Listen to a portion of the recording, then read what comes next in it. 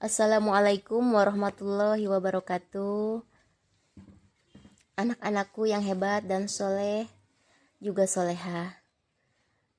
Marilah kita belajar bersama tentang Al-Quran dan Sunnah sebagai pedoman hidup.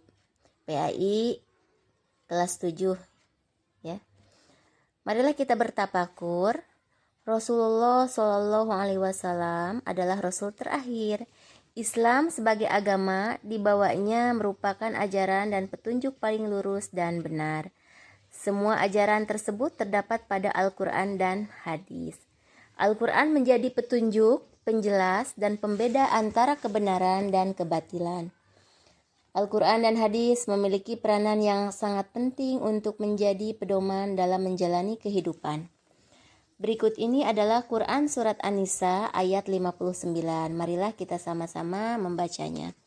A'udzubillahi minasyaitonirrajim. Bismillahirrahmanirrahim. Ya ayyuhalladzina amanu ati'ullaha wa ati'ur rasula wa ulil amri minkum. فَإِن تَنَازَعْتُمْ فِي شَيْءٍ فَرُدُّوهُ إِلَى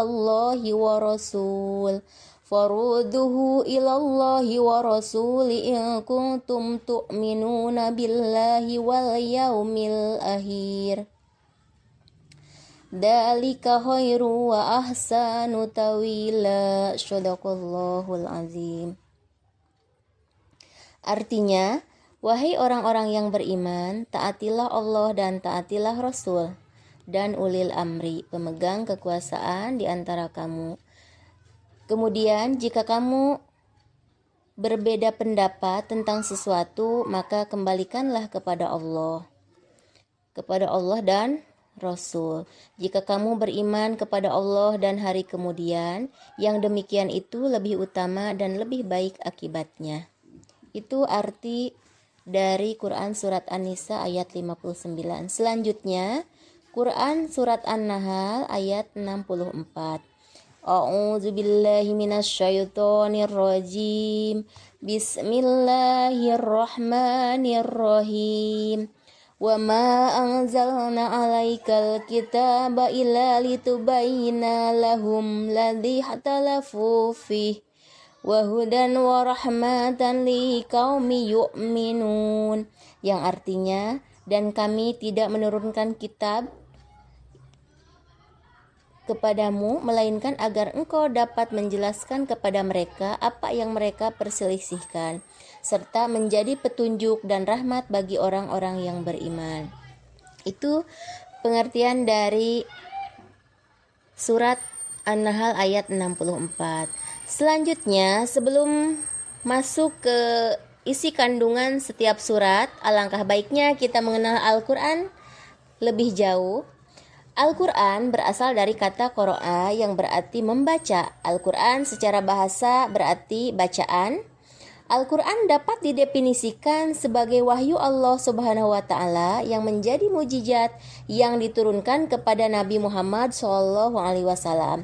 Ditulis dalam mushaf, diriwayatkan secara mutawatir, dan membacanya bernilai ibadah. Isi kandungan Quran Surat An-Nisa ayat 59. Yang pertama, perintah untuk patuh dan taat kepada Allah Subhanahu wa Ta'ala, Rasulullah Shallallahu Alaihi Wasallam, dan pemimpin-pemimpin kita. Yang kedua, ketaatan tersebut bersifat mutlak yang tidak bisa ditawar lagi. Ketiga, mengamalkan Al-Quran. Keempat, menaati pimpinan selama tidak bertentangan dengan Al-Quran dan Sunnah.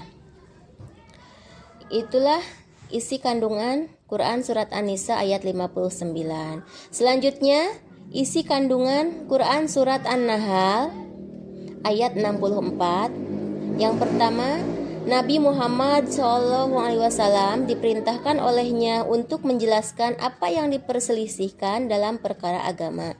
Yang kedua, Al-Quran menjadi tuntutan menuju jalan yang benar, juga menjadi rahmat bagi semua orang. Itulah isi kandungan Quran Surat An-Nahl ayat 64. Selanjutnya, Menerapkan hukum bacaan alif lam samsiah dan alif lam komariah. Alif lam samsiah dibaca dengan memasukkan suara salah satu hurufnya dengan melepaskan suara alif lam. Alif lam samsiah terdiri dari 14 huruf. Contohnya Ar-Rahman. Alif lam diikuti dengan huruf ro. As-sama, alif lam diikuti dengan huruf sin. An-naim, alif lam diikuti dengan huruf nun. Itulah contoh dari alif lam samsiah. Yang selanjutnya alif lam komariah. Alif lam komariah tidak melebur pada huruf yang ada di hadapannya, dibaca jelas atau idhar. Alif lam komariah ada 14 huruf, contohnya Alhamdulillah, alif lam diikuti dengan huruf ha. Yang kedua, Ghairil magdubi. Alif lam diikuti dengan huruf mim. Itulah penjelasan tentang Al-Quran dan hadis. Semoga bermanfaat untuk semua. Mohon maaf apabila ada kekurangan. Wabillahi taufik wal hidayah. Wassalamualaikum warahmatullahi wabarakatuh.